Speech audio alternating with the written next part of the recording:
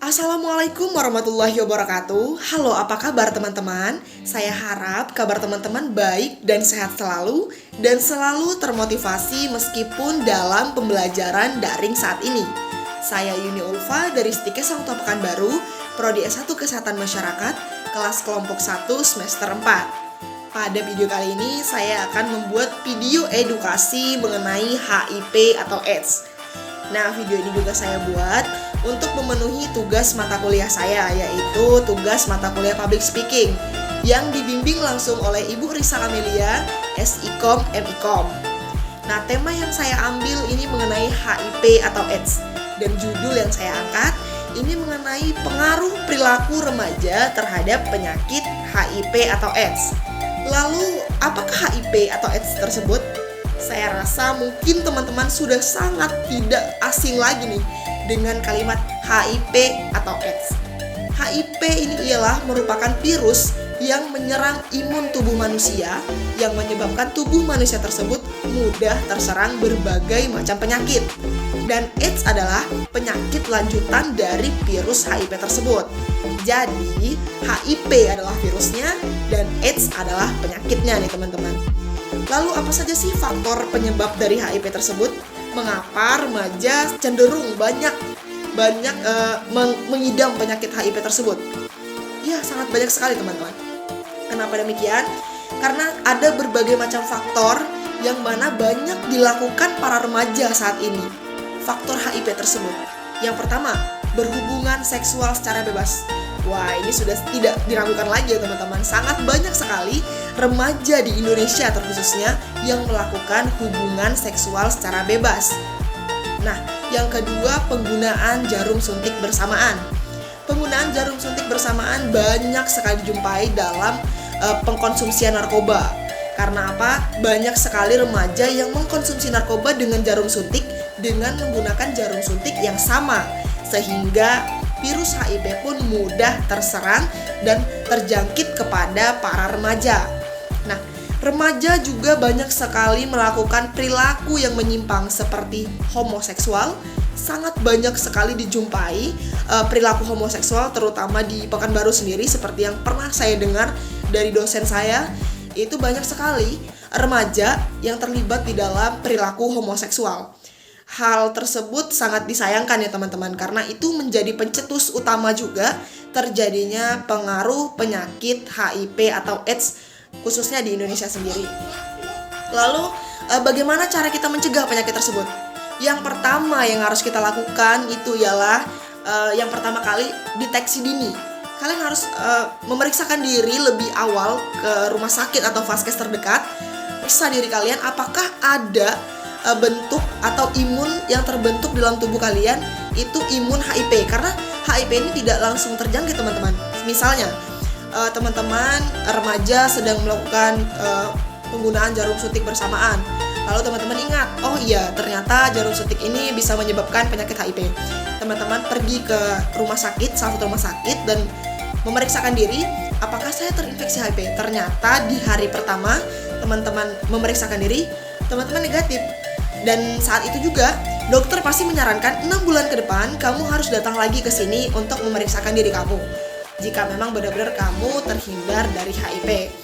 Kemudian 6 bulan ke depan kita memeriksakan diri, ternyata hasilnya positif. Nah, jadi pada kuncinya HIV itu tidak langsung terdeteksi, tapi terdeteksi setelah beberapa waktu kita terinfeksi virus tersebut, karena virus HIV masuk ke dalam tubuh itu membentuk antibodi kita teman-teman, sehingga jika kita terinfeksi antibodi kita kuat dan antibodi kita terbentuk, maka pada saat itulah kita positif terkena HIV. Jadi yang dicek itu bukan virusnya tapi antibodinya, ada apa tidak antibodi HIV di dalam tubuh kita. Nah, lalu bagaimana sih cara kita nih para remaja untuk mencegah penyakit tersebut?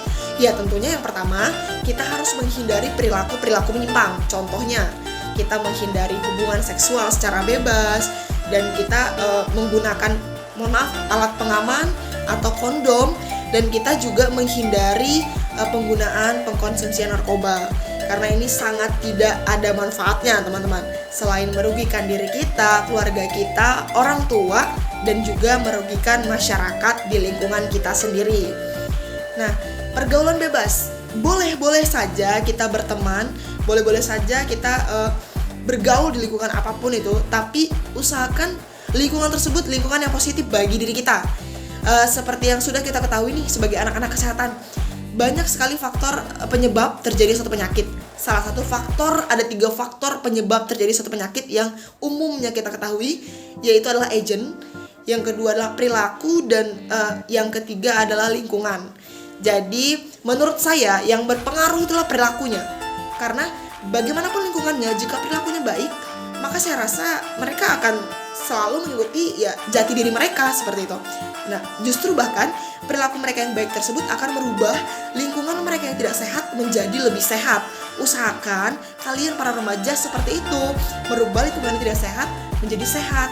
Nah, oleh karena itu saya harapkan kepada teman-teman semua, hindari virusnya, bukan orangnya. Dengan catatan, jika kita mengetahui salah satu teman kita terkena HIV, jangan jauhi orangnya, jauhi itu virusnya. Karena virus HIV tidak akan terinfeksi dengan kita melakukan jabat tangan, dengan kita minum gelas bersamaan, dengan kita duduk di satu ruangan bersama, dengan kita menatap matanya, ya itu tidak akan berpengaruh, tidak akan menyebabkan kita terinfeksi oleh virus HIV. Virus HIV itu terinfeksi jika ada kontak langsung dari cairan tubuh kita terhadap cairan tubuh penderita HIV tersebut. Nah, mungkin pengawasan dan bimbingan orang tua itu sangat berpengaruh juga di dalam perkembangan perilaku remaja.